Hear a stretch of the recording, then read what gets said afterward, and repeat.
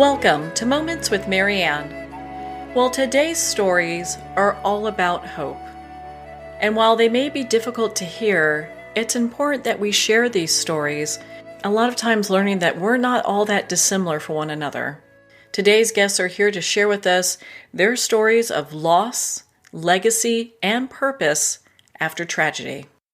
Our first special guest is JoAnne Silver-Jones, and she's here to share with us her new book, Headstrong, Surviving a Traumatic Brain Injury.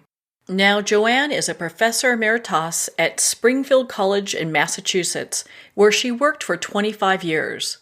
While at Springfield College, Dr. Jones served as Associate Dean of the School of Human Services and Acting Dean of the School for Social Work.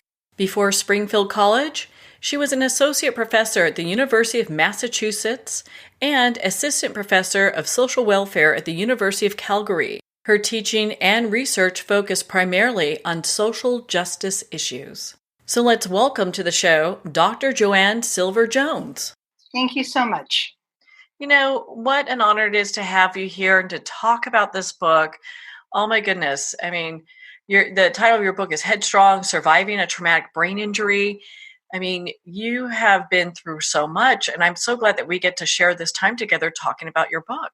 Yes, me too. I'm delighted. Well, for our listeners that are new to you, why don't you share with us a little bit about what happened? What was your life like before you had the traumatic brain injury, and what brought you to that place? Sure. It's a good question. Before that moment, I was a college professor, a full professor, about to start a sabbatical, which is a great benefit of being a professor. And I had a great life. I was on my way to Washington, D.C., where my daughter lived, to be at least in the atmosphere of President Obama's first inaugural. And I of course, visited my daughter many times in Washington. I knew the area. And I had in a backpack the interviews that I had done for my sabbatical research. And so I was going to do some work on that. And I had plane reservations shortly after I would leave Washington to fly to the Bahamas and spend a month there luxuriating and writing up my sabbatical. So that was sort of the backdrop to all of this. I got off the metro, and her apartment was very close to the metro stop. I was walking toward her house, and I started to feel very hungry and thought about what I would order for dinner. And I decided I would order the lamb shanks. I knew the menu, the kind where the meat is falling off the bone. So I was thinking about these lamb shanks and a glass of red wine. And I felt something just touch my head. It felt like a very soft tap. And I looked up thinking maybe a bird had kicked off a little stone. And for not even a second, I saw a tall, young black man with a hoodie, and I thought I was going to die. I could feel everything in my body getting rearranged, and that is the only memory that I have. I felt no pain. I felt nothing, and it was about a week or so later when the hammer that he used to beat me with was found in my purse, which he put in the purse and then threw the purse away. So in just that flash of a second, I went from ordering a glass of wine and planning to be in the Bahamas to being somebody with a severe traumatic brain injury and, of course, post-traumatic stress syndrome from experience a sudden, violent, stranger attack. That's the bifurcation of my life. Well, it's interesting when we talk about things that change our life and change our trajectory. A lot of times it's something like this that happens so quickly. We're not expecting it. And it's such in your case, it's such a horrific event that it really kind of reshaped everything you were doing. Absolutely. And it gave me, I've certainly had a lot of learning from it, including incredible respect for the body. My body went into some sort of action. I mean, all bodies do it. I felt nothing. Everything in me was racing to try to save my life. And it was quite a while before I actually felt pain, and I was just grateful that I did survive. Well, we're grateful that you did as well. And this must have been such a really difficult story to start sharing with people. Was there a point where it started to get a little bit easier, or was it always just, is it always just really painful?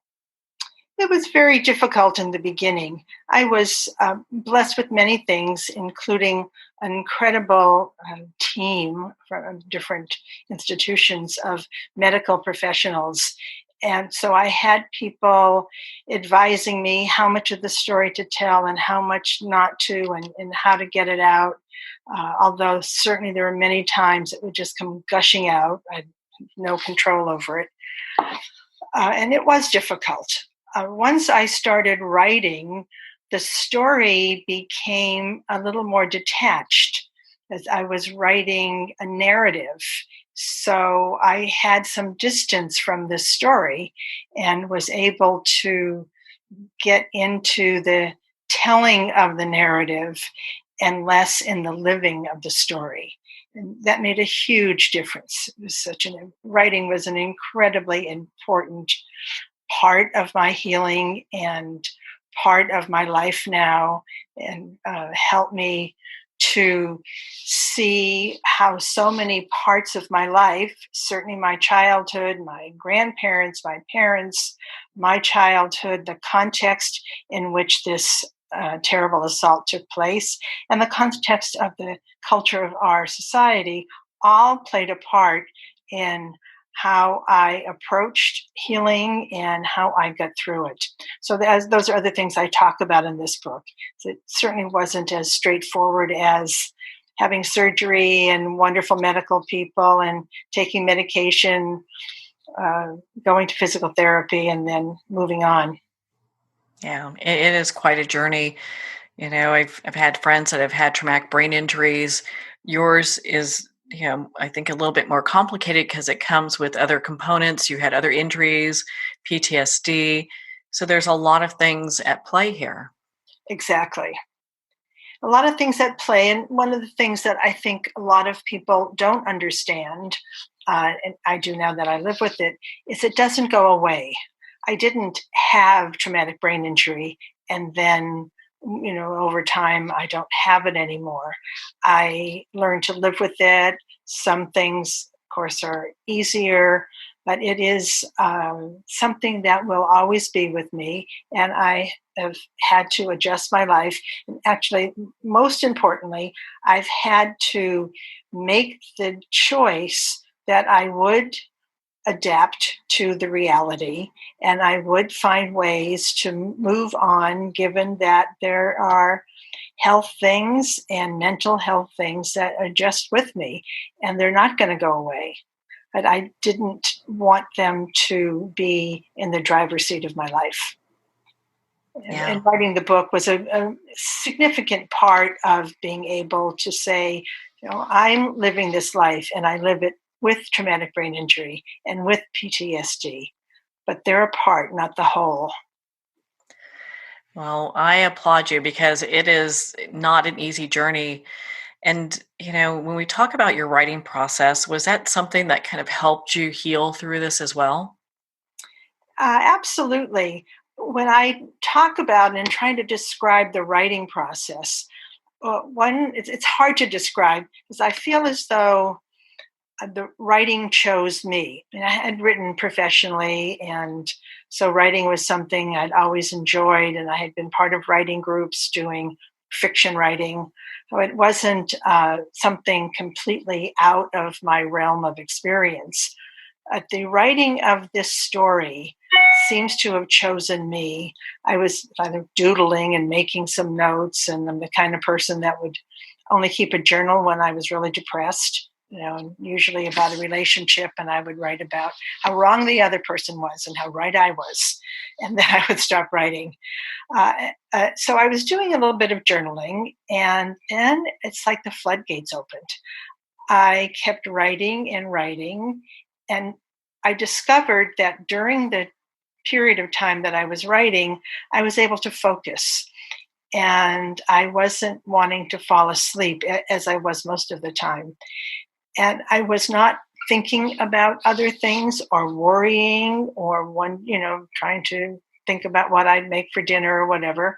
I was completely involved in the process of writing and trying to craft an image or find the right word.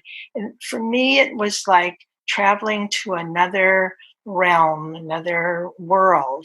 And it was just such a relief from day-to-day things that I always look forward to my writing time, and I look forward to editing and rewriting.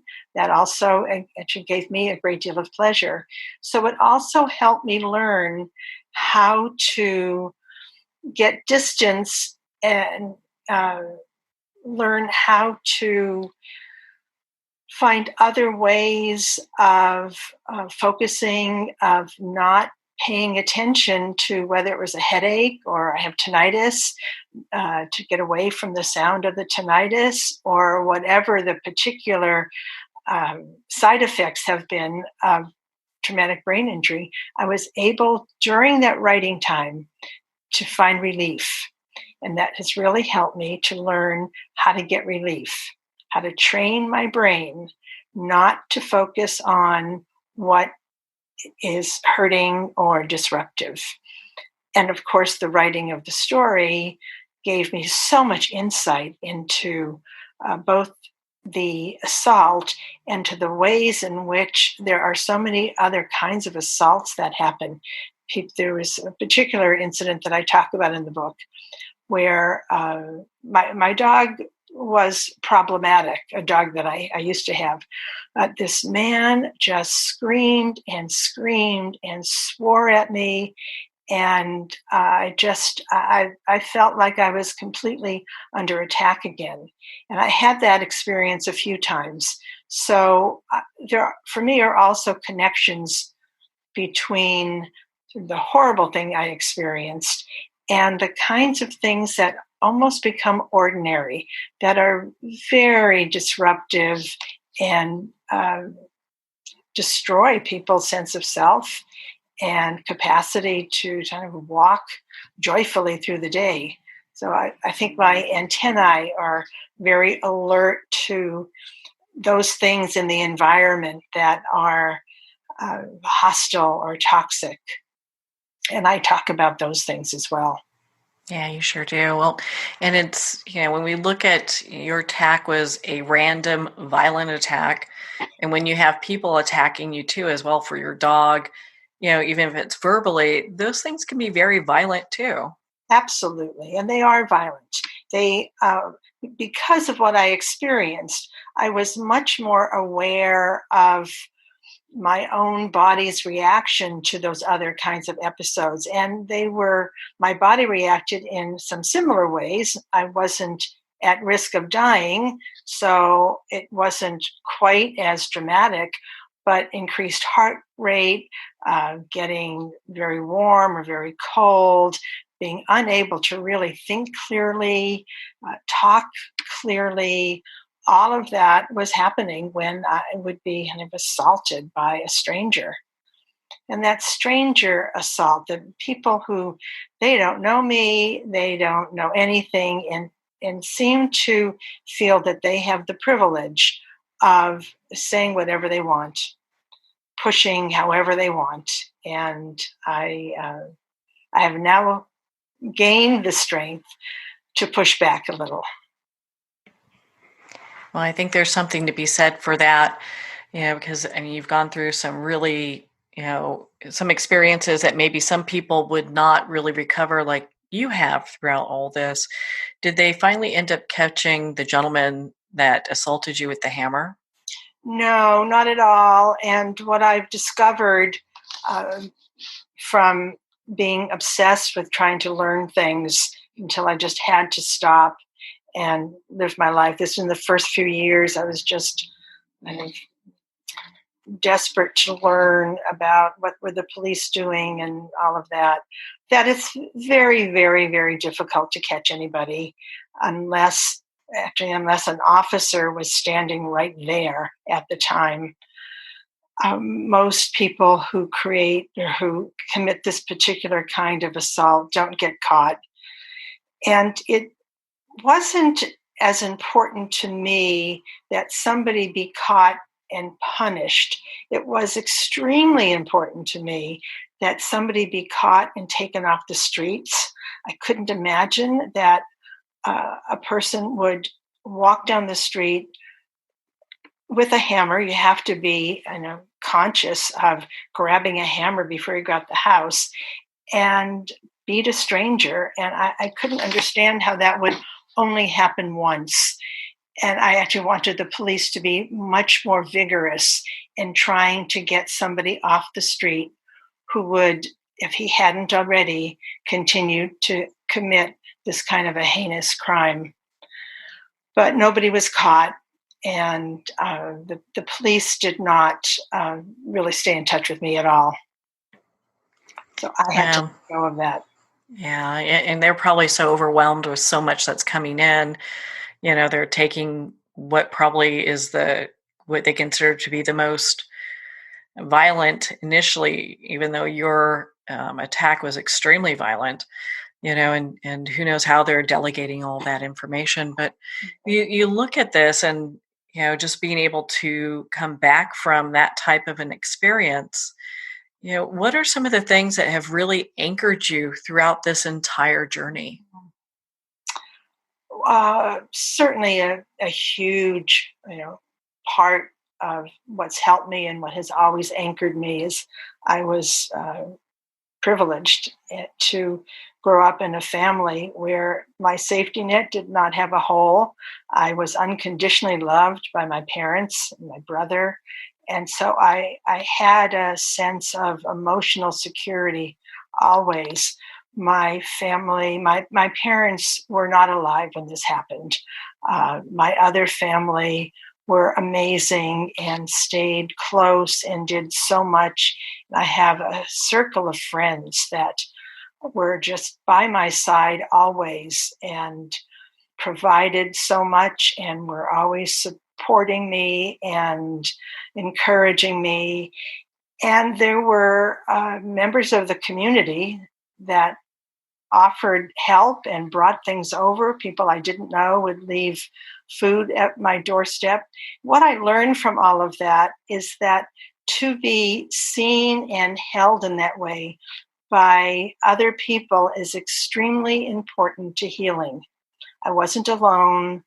I could go forward. I didn't need to be afraid as much as I felt at first. And the constant support was and continues to be something that holds me together. I continued working for a couple years after the assault, although a part of that I was on sick leave, and I taught adult students who were going back to school for a bachelor's or a master's degree. And most of the students were women, and these students were so incredibly loving and supportive, sort of the same theme of the kind of the love and the support, that I didn't really fall into too many bouts of depression. There was always somebody pulling me up, saying, let's go do this, or just sitting next to me. And that helped tremendously. And then I started writing so that I had something else that I could focus on. I had and still have amazing health professionals. I was in therapy for almost 10 years to help me deal with a lot of the emotions of the assault. And I was advised by one doctor to take a course in mindful meditation for stress reduction. And that proved to be an enormous help in training my brain how to be in the present moment and not drift backwards, not to go back to what happened, and not to worry so much about the future, and was a source of incredible calmness. There were a lot of tools that I was able to pick up and be offered that really given me a way to find daily peace. I also learned what I needed, and that includes a lot of rest, not going out a lot. I have friends who completely understand, and people who don't.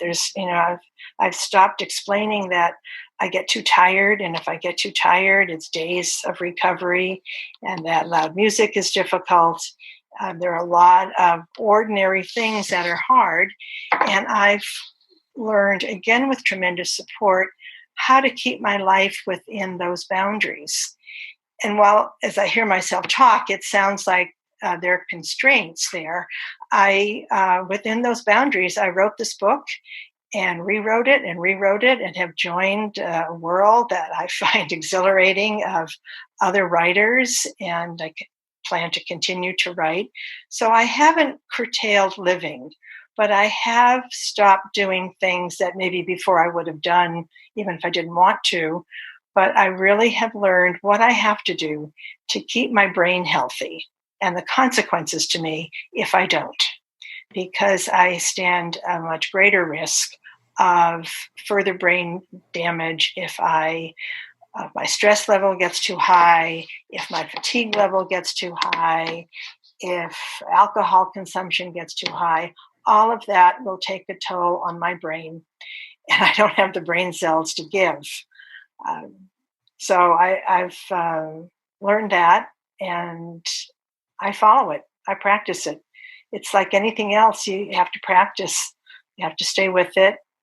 And I'm headstrong, as it turns out. Able to do it. You definitely are. But, and it's interesting because we look at that and that determination that you bring to life. I think a lot of times people, had they gone through something similar, would just want to give up and this is too hard, because a lot of people don't understand what survivors of traumatic brain injuries go through, what it's like. It's a whole reconfiguration of your brain. It is, absolutely. And it's work.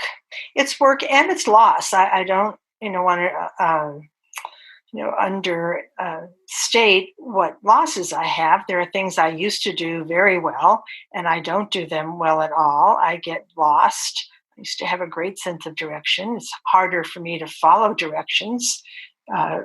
People sometimes need to repeat something 2 and 3 and 4 times. Learning that was very helpful, though, when I went back to teaching, because so many students have all kinds of trauma or brain injuries, and they may need things to be repeated.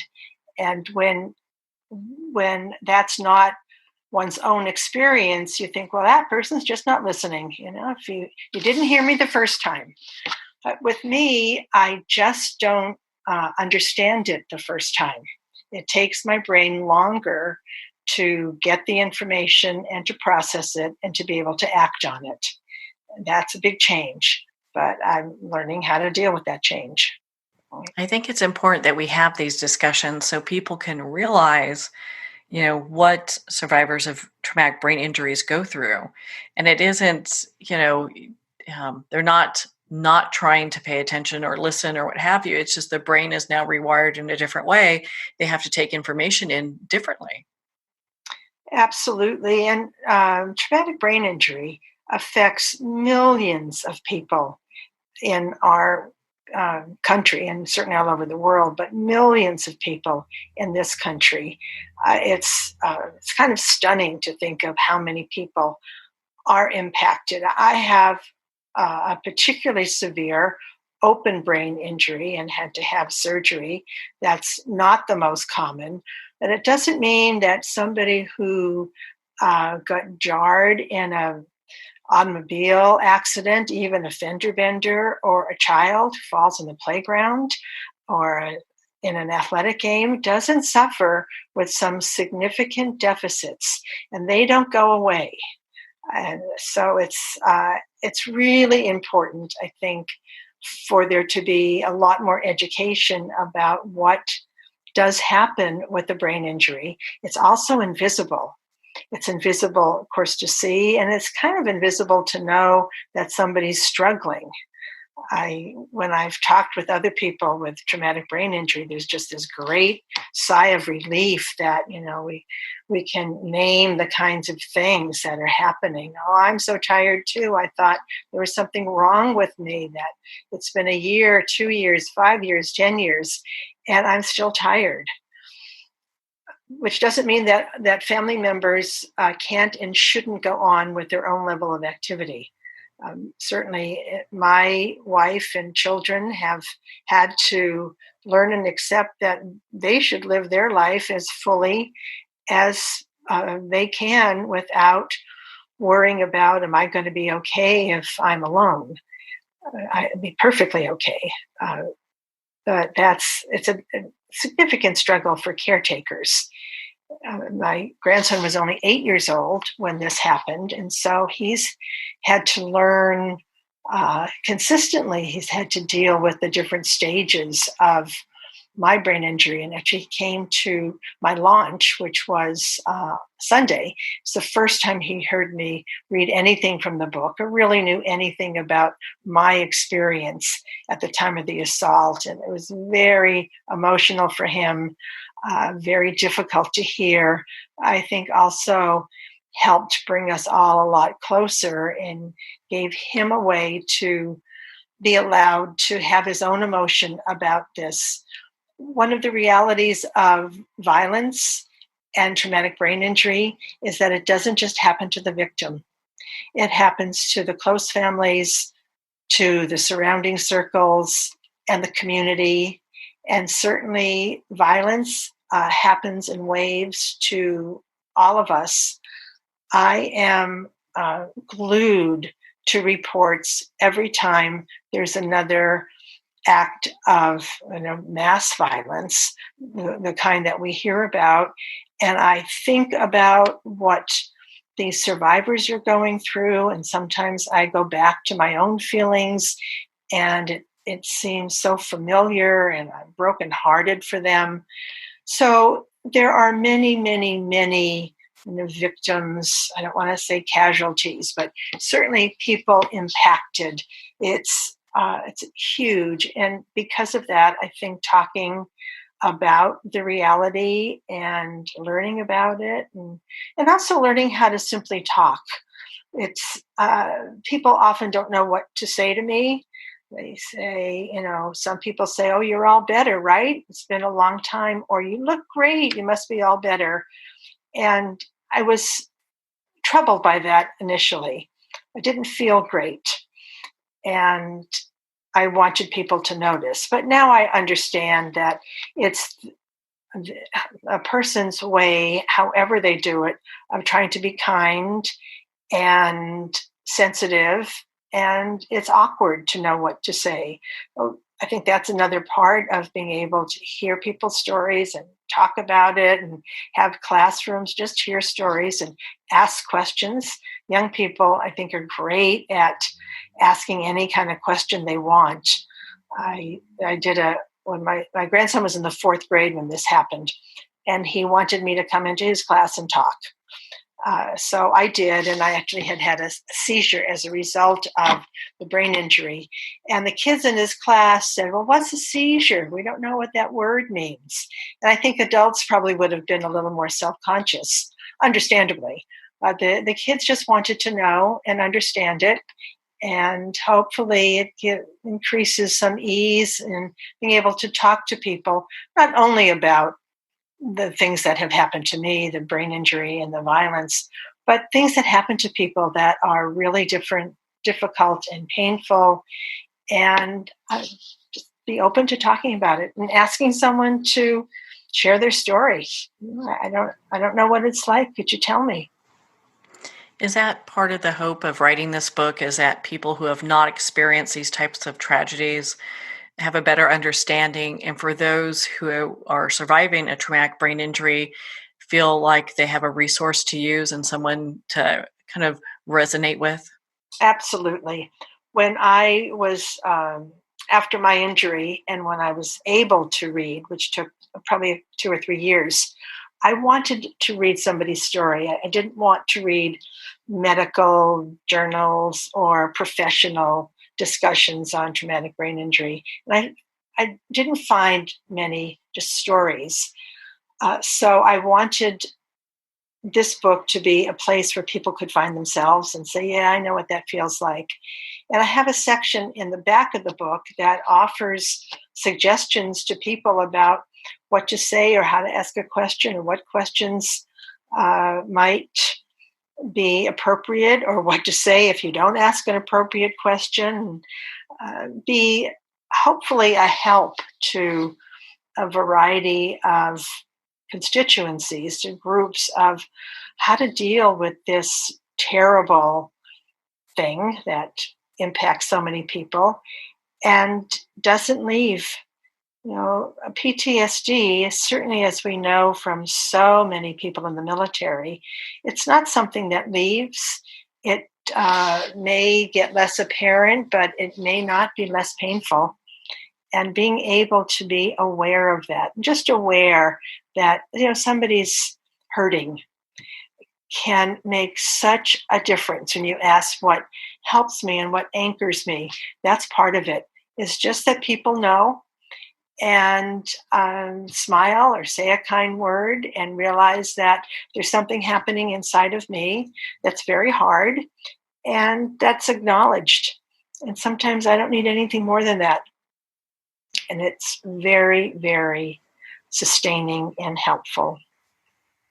Well, how encouraging is that?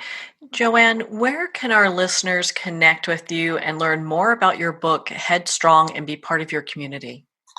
Thank you for the question. I have a website. It's JoAnneJonesAuthor.com, all lowercase, and the JoAnne is spelled with an E. And there's a place where people can put their email there. I am a good corresponder. I'll respond. I'm also on Facebook and on Twitter, and anybody who contacts me, I will accept and friend and stay in touch with. So please feel free to. That really is the big mission of this book, is to create a larger and larger community that can talk to each other. And my book is available wherever books are sold. Well, JoAnne, thank you so much for taking the time to be on the show with us here today. Thank you. I appreciate this so much. Well, thank you, JoAnne. It's been such an honor to spend this time with you. And of course, to talk about your new book, Headstrong, Surviving a Traumatic Brain Injury. Again, if you'd like to connect with JoAnne and learn more about her work, you can at JoAnneJonesAuthor.com for more information. Well, on that note, we're going to pause here for a quick break. You've been listening to Moments with Marianne. We'll be right back after these messages.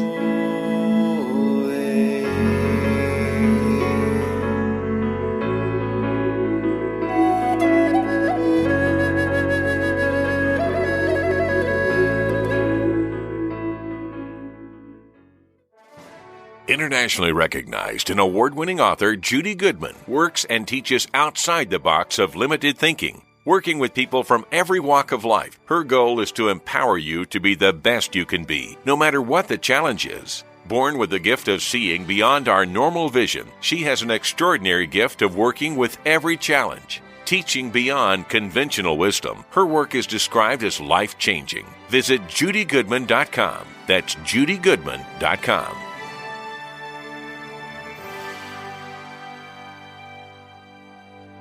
There comes a moment when you realize you're somewhere special, when you discover that each beautiful creature that you see has been rescued from a life of absolute horror and brought to this incredibly free place. Here's where their lives were forever changed and where yours will as well. Discover over 500 tigers, bears, and lions at the brand new visitor center at the Wild Animal Sanctuary just outside Denver. For more information, visit wildanimalsanctuary.org. Discover true freedom at the Wild Animal Sanctuary. There are nearly 2 million Americans living with amputation. Many live right here in San Antonio. Becoming an amputee can be scary, frustrating, isolating, but there's no reason to feel alone. The San Antonio Amputee Foundation is here to help support you and guide you toward resources such as home and car modifications and even prosthetic limbs. For more information or to make a donation, visit saamputee.org. We'll help you live a full, active life, one step at a time. San Antonio Amputee Foundation, healing limbs, hearts, and souls. If not me, then who? This ethos is driving the Travis Manion Foundation to empower veterans and families of fallen heroes to develop character in future generations. In 2007, Marine First Lieutenant Travis Manion was killed in Iraq while saving his wounded teammates. Travis's legacy lives on in the 5 words he spoke before leaving for his final deployment. If not me, then who? Guided by this mantra, veterans continue their service, developing strong relationships in the community and thrive in their post-military lives. Visit TravisManion.org and ensure the character of our nation's heroes lives on in the next generation. If not me, then who?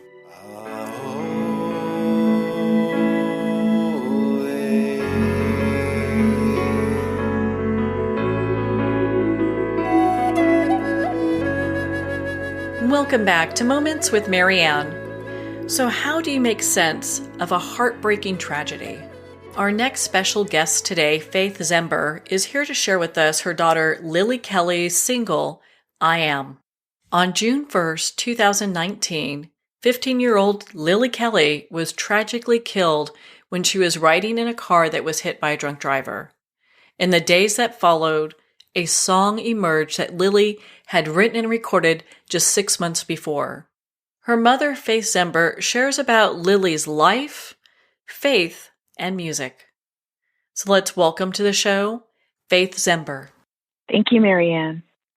You know, what an honor it is to have you here. And I'm so glad that we get to spend this time together, especially during this time of year. I mean, in a couple days, it'll be Christmas. And I can't think of a better time for us to have this conversation and to talk about Lily. I agree. Well, for our listeners that are new to Lily and her work, why don't you share with us a little bit about Lily? Who was Lily? What did she enjoy? You bet. Yeah, so Lily was taken home to heaven at 15 years old on June 1st, just this year, just several months ago. Lily was a singer-songwriter in combination with many other things, but that is definitely what she is best known for, as she has been called home, leaving her legacy behind for us. She wrote and recorded a song back in December of last year, 2018, called I Am. And her song is her words to the Lord, just reminding herself, the Lord reminding her who he is, that he is the great I am, and just the delicate, touching words that the Holy Spirit really penned through her, knowing that we would need those as she was called home just a few months later after that. So she began music at a very young age.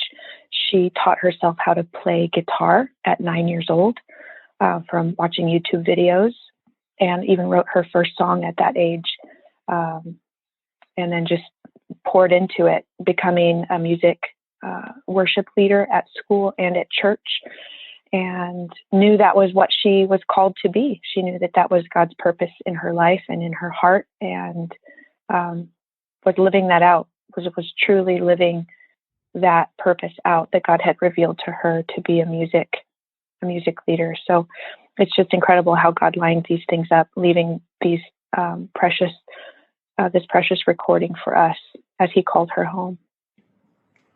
Do you feel that, this song I Am and the recording is something that's, helped give your family a little bit of peace? Absolutely. Yeah, we had recorded it, like I said, in December, and it was recorded both on video and audio. So it is on our YouTube channel as well, Live Like Lily Kelly. But we hadn't aired it. We hadn't put it out publicly anywhere in all of those 5 months, just trying to keep it really close to us and protect Lily from the world, really. And as the Lord called her home, we knew that her candlelight vigil and her celebration of life needed to be about who she really was, which was praising the Lord, being a light for him, and living surrendered to him. So it made perfect sense to play her song and video at those celebrations. And it was in doing that we just started to recognize how special it was, how it was just touching people's hearts and stirring their hearts. And so it was in doing that week after she had been called home that we decided to get it in a platform to be put on iTunes and Google Play and Spotify so that everyone could have it, including radio stations too, which they are now being played. Her song is now being played all over the world and touching hearts. It's not only just touching to me to hear her special voice. You know, when I hear the words and I hear her singing, it just feels like she's just right there with me. And it's just God reminding me that she's just not that far away, that she's in heaven with him. And it's just a little while now until we get to go home too, when our work is done as well. But the words of her song are just so touching and so precious. I, without exaggerating, almost daily receive notes from people all around the world saying that song is touching me. It's changing my heart. It's stirring my heart. I want to live differently. It's bringing me peace. It's turned me back to the Lord. You know, people are saying, hey, I'm journaling again. I heard about Lily's journals and I'm journaling again. And I'm in the Word every day. And just the messages of hope that this child's life and her legacy have inspired is certainly nothing less than that of the Lord, doing exactly what he does, bringing hope to a very sad, dark world through the voice and writings of a beautiful 15-year-old little girl. Yeah, I mean, Lily's voice is absolutely amazing. It's very unique. And you listen to it with, her singing I Am. And I mean, it just brings tears to your eyes, listening to the words. And you can tell she's putting her heart into this song. You can feel it. Mm-hmm. Absolutely. Yeah, she just loved singing to the Lord. She would come home from school and pick up her guitar and just start singing and praising. And she received a keyboard piano for her 15th birthday, which was only mid-April, just a month and a half before she was called home, and had already taught herself piano without a single lesson. And I have recordings of her just sitting in her room by herself, playing the piano, singing praise and worship songs. This child just had a heart for him, and that was the call of her life. I remember one night we had turned off the lights and said goodnight, and I heard music playing, and I said to my husband, do you think a radio flipped on? And I get up out of bed, and Lily's in the dark, laying in her bed, playing guitar, praising the Lord in the middle of the night. I mean, it was in her heart. Mm-hmm. You can just tell that she's just so connected, and it's heartbreaking. Here we're losing another bright light to a drunk driver, and that's got to be just so difficult. I mean, what are your feelings around that? Are you doing any kind of work that would kind of help people realize that drinking and driving is like not where you need to be? So that's an interesting question. Yes and no. Is the answer. So in what is on my heart, what God has placed on my heart is salvation. So if we can, each of us, get our hearts in surrender to the Lord, walking out a life like Lily, as we've coined, which was a life surrendered to the Lord, seeking his ways and his goodness, then aren't we so much less likely to want to do things that are not honorable? And so, although I agree that drinking and driving is not what we're supposed to be doing, my call, what God has put on my heart, is to speak and share the love of Christ. And that if we live fully surrendered to the Lord like Lily did, we're so much more likely to have a life of legacy, a life that, when called home, will be worth celebrating, one worth talking about, and one that's not so dark and dismal and painful. And so my message, what God has put in my heart to share on as big a platform as He will provide, is a message of hope in Him. And so I don't go after each and every sin, as I do believe it would be futile to do so. And simply instead saying, let's turn our hearts to the one who can set us free from all pain and all suffering from this world, so that when we are called home, as Lily was on June 1st, that we'll be ready, because it's an urgent cry. It's an urgent call. None of us know when we're going to be called home. I didn't know that on June 1st, that morning, that breakfast was going to be my last meal with my child. She didn't know. But what we did know, emphatically true, was that she would be in the arms of Jesus if and when she was called home, which I for sure know that she is. I have absolute confidence that that's where she is. And so the message that we have as Lily's called home, the message that I believe that she would have wanted us to have, is that of hope, is that no matter what you've done, no matter what sin you've committed, no matter how you've lived your life, you can surrender that to the Lord and be in full forgiveness and walk freely in Him as she did, and that I'm able to do because I also know the Lord. And so I'm able to forgive Jose for his actions that day that caused my child to be returned home early, because I also have been forgiven. God has set me free, and He's forgiven me of my life full of sin. And so that is the message that we feel called to give. It's not about drunk driving. It's not about any particular individual sin, because we're all full of sin. But there is one that can set us free from that, and that's Jesus Christ. I think that's such a beautiful way to approach that, and not everyone would be in that place, and I think your message is so impactful and helping so many people to see what the true message is all about. Yeah, God has given us incredible strength through this very sad time. What do you want our listeners to know about Lily? Because I know she had a lot of great things planned. I know a trip to Ethiopia was on the list as well. Yeah. So she had been saving money and earning money and raising money for a trip to Ethiopia that was to take place in mid-June. And she just had a heart for others. She had photos of the children there in Ethiopia on her mirror in her bathroom, and she would pray for them. And was very excited about taking her ministry international. And she was going to be the music while she was there with that youth group or young adult group as well. She had plans. She knew that she was called to be in ministry, and it was just incredible to experience life walking alongside her. Now reading her journals, which I had not read prior to her call home, it's just filled with, Lord, I know that You've called me into music ministry. I know that's where my heart is. I want to be a light for You. I want all glory to go to You. Her last entry into her journal in mid-May said that she wanted to be a light, that God, help me to be a light for You. Help me want You more. Help me spend more time with You. Help me desire that more. Just incredible. This is a child who, when called home, kids were coming out of the woodwork, texting, emailing, messaging me saying, Lily was my best friend. And I said to my husband, I said, wow, how can every child believe that Lily was their best friend?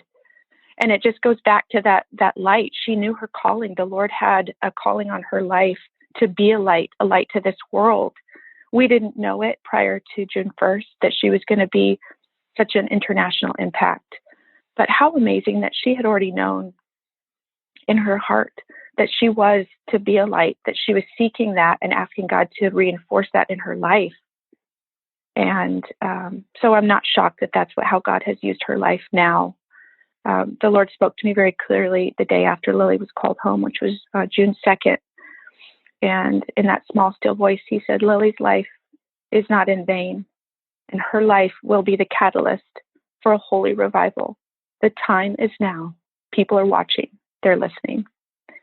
So it's just incredible to see what God is doing and unfolding in her precious life. she wrote in her journal just a month before she was called home, and she writes in the third person, Lily, God is with you. He is protecting you. Do not be afraid. Your reward will be great. And I'm just so incredibly touched. It's the only place in her whole journal that I've found that she refers to herself. And I feel like it was God's providence unfolding, that he was already impressing upon her what was to be, and leaving me breadcrumbs as to what was the call. And it truly was that Lily was intended to be a light, and then in bringing her home is giving us that platform to shine her light and stir hearts that he wanted hearts stirred for his glory. And I think it also helps a lot of people that are going through their own levels of grief to see beyond that as well, because it's so, when we lose someone we love and we're really connected with, like all the best friends that Lily has developed over the years because of her immense love, you look at that and these kind of messages, her music helps people move beyond the grief. Absolutely. Yeah. And just to remember that, we're all grieved, whether you've lost a child, a loved one, or not. This life is full of grief. And so how do we get through it? And that's the question we're all asking, right? There's so many things that can grieve us. Our own behavior can grieve us. Loss of a job, loss of opportunity, loss of health, a marriage, a relationship. We're all walking out a life of grief simply because we're born into the human condition, which is one of sin. There's sin in this world and there's free will. So other people are hurting us. We're hurting ourselves. And then, there's sickness and things that are out of our control. And so how do we live out a life dealing with grief? How do we walk this out, whatever your grief might be? And I think that's the biggest message here, is that there is hope. There's hope. You don't have to live in such beat down sorrow. I'm extremely sorrowful that my child is not here walking this life and this journey with me any longer, that I have to wait until heaven to see her again. I don't ever want people to think that I'm not. Every single morning is difficult for me to get out of bed. Every single one. It's just hard. We're coming into Christmas in just 2 days, and it's hard and it's challenging. But just like God's promises, his goodness is so much greater. His joy is so much greater. The promise of forever with my precious child is so much greater than the temporary sorrows and pain and grief of this world.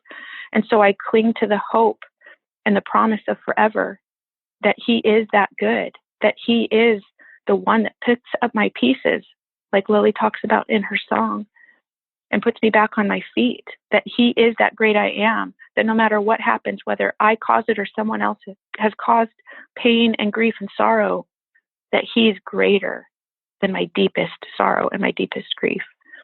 And during this time of the season, Christmas and New Year's, that we need that hope, we need that promise, and to remember God is that good. He is that good, that no matter how painful this life is, his love is even greater. And what an important message during this holiday season, because you're right. I mean, grief happens to everybody. We're all going to have a point where we, cross that threshold someday where someone we care about is no longer here with us on this plane, but, they're definitely with Father. When we, look at just, how it affects the holiday season, having songs like I Am from Lily, I think helps a lot of people move through that, like as I was mentioning before. Mm-hmm. Is there a place where they can go and either listen to the song or purchase it? How do they go about, being more involved? Absolutely. So our website is kind of the hub. So it's livelikeLilyKelly.org, or also Lily Kelly Ministries. They go to the same place, whatever is easier to remember. And then from there, it's a great platform. You can get to iTunes, Google Play, or Spotify, and they can be downloaded personally onto your device from there. and our YouTube channel, you can actually see her live recording, which I encourage all people to go and not just hear her precious voice, but to see her singing it too. It's extremely touching just to see her beautiful face as she sings those cries to the Lord. But yeah, the website is going to be our hub and a place to follow where we're speaking and sharing about Lily's life. I often read from her journal and share some of her music. And so that's a great place to kind of follow along as to what we're doing. Instagram and Facebook can be followed as well. It's Live Like Lily Kelly. That's the handle for both Facebook and Instagram. And both places, we post regularly excerpts from her journal, photos of her. And it's just a really inspirational place to find hope. Yes, I would agree with you on that. I've been, part of the community looking at the posts, and I also purchase the song I Am on iTunes. It's definitely something you want to hear over and over and over again. It's a really uplifting song. Thank you. I agree. Well, Faith, I would like to thank you for taking the time to share about Lily Kelly with us here today and her music and her inspiration. I know this can't be an easy road, but we so appreciate you taking the time to be with us here today. Oh, it's my absolute pleasure. I feel so much purpose in this pain. I know that God is giving me such an amazing tool to make a crown of beauty from these ashes. Well, thank you, Faith, for taking the time to talk with us about Lily and, of course, her single, I Am. I Am is available on iTunes, so make sure to hop over there and download the song. It is soul-touching. If you'd like to learn more about Lily and connect with her family, you can at lilykellyministries.org for more information. Well, we're at the end of our time today. I would like to thank everyone for tuning in. You're listening to Moments with Marianne.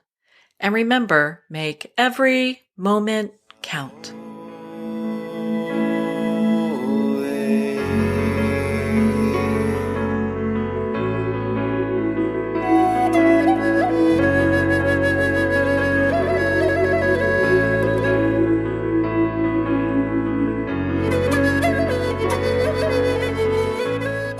In a single moment, your life can change. Moments with Marianne is a transformative hour that covers an endless array of topics with the best of the best. Her guests are leaders in their fields, ranging from inspirational authors, top industry leaders, and business and spiritual entrepreneurs. Each guest is gifted and a true visionary, a recognized leader in her own work, and while teaching others to develop, refocus, and grow, Marianne will bring the best guest and sometimes a special surprise. Don't miss this. You never know just which moment will change your life forever. Moments with Marianne airs every Sunday, Monday, Thursday, and Friday at 8 p.m. Eastern and 5 p.m. Pacific Time. Make sure to tune in and visit momentswithmarianne.com for more information.